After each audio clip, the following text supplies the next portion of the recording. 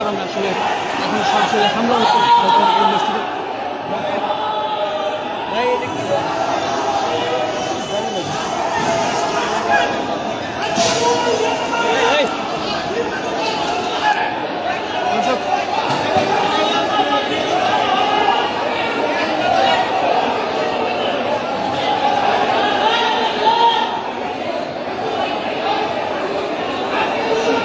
দর্শক সরাসরি যুক্ত রয়েছে বাইতুল মোকাররম মসজিদে। আসলে এখানে হামলা হচ্ছে সাধারণ মুসল্লিদের।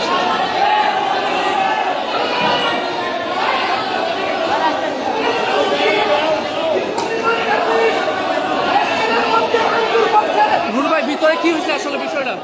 আজকে স্বাভাবিকভাবে আমরা নামাজে আসছি, আমাদেরকে রুহুল আমিনের সন্ত্রাসীরা আওয়ামী লীগের গোপালগঞ্জ থেকে মাদ্রাসা থেকে লোকজন নিয়ে এসে আপনারা দেখেন মসজিদের ভিতরে ভাঙচুর করছে। মসজিদের ভিতরে ভাঙচুর করছে। রুহুল আমিন জোর করে নামাজ পড়াবে, নামাজ পড়া মুসল্লিদেরকে আক্রমণ করেছে, মুসল্লিদেরকে মসজিদের মধ্যে মেরেছে। আমরা ঢাকাবাসীকে অনুরোধ করবো, ঢাকাবাসী আজকে আমাদেরকে হামলা করেছে আওয়ামী লীগের ফাঁসিবাদ রুহুল আমিন আজকে মুসল্লিদেরকে হামলা করেছে।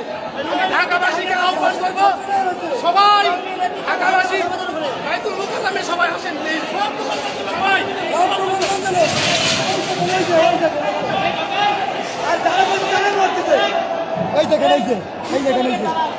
ইচ্ছা মতো মারতেছে, বিড়াচ্ছে, গেলাতে ভিতরে বিড়াচ্ছে। দর্শক বাইতুল মোকাররম মাদ্রাসা শিক্ষার্থী দর্শক একটি রণক্ষেত্র আসলে হবে বাইতুল মোকাররম। আমি দর্শক যেমনটি দেখছিলাম আসলে মুফতি রুহুল আমিনের অনুসারীরা আসলে ভিতরে, তারা মুফতি রুহুল আমিনের অনুসারীরা আসলে ভিতরে সাধারণ মুসল্লিদের উপরে হামলা করছে। ভাই ওনারা একটু নেন তো। দর্শক বাইতুল মোকাররম আসলে একটি রণক্ষেত্রে পরিণত হয়েছে, এমনকি আসলে আমরা দেখছিলাম। দর্শক ভয়াবহ পরিস্থিতি বিরাজ করছে, এতে একজন আহত হয়েছে সাধারণ মুসল্লি। দর্শক এমনটি আসলে আমরা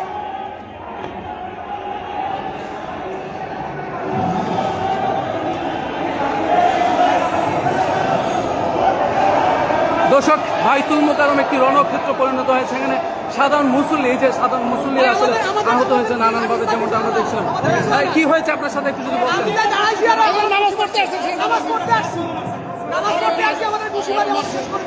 ভিতর থেকে কাজ ভাঙ্গা মারতেছে। কারা মারতেছে ভিতরে, আসলে কারা অবস্থান নিচ্ছে? সাহেবের পক্ষ ছিল। লাভ হলো কি? ফায়দা কি হলো? কি ফায়দা হলো বলেন? আপনার ফায়দা দালাল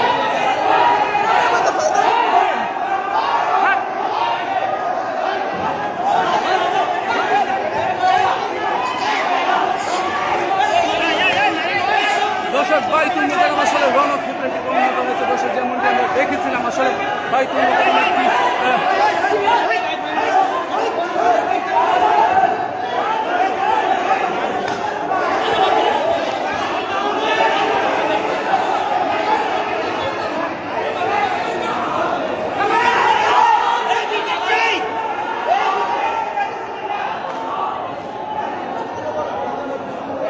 দর্শক মুফতি রুহুল আমিনের অনুসারীরা আসলে ভিতর থেকে সাধারণ মানুষদেরকে আসলে হামলা করছে। আসলে এই একজন ভাইকে আসলে দেখাচ্ছে আসলে উনি রক্তাক্ত হয়েছে।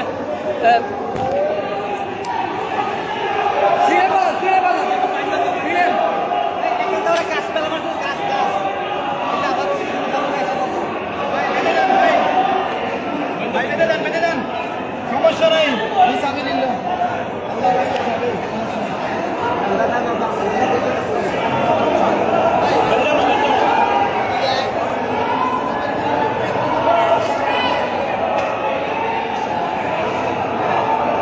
ওনাকে একটু মেডিকেল নেওয়ার ব্যবস্থা করেন, একটু মেডিকেলে নিয়ে যান।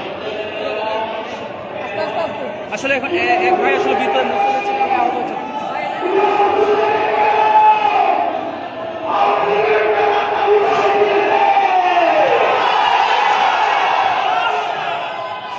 দর্শক বাইতুল মোকাররম একটি রণক্ষেত্র অবস্থা নিয়ে যাচ্ছে। দর্শক যেমনটি আমরা দেখেছিলাম আসলে বাইতুল মোকাররম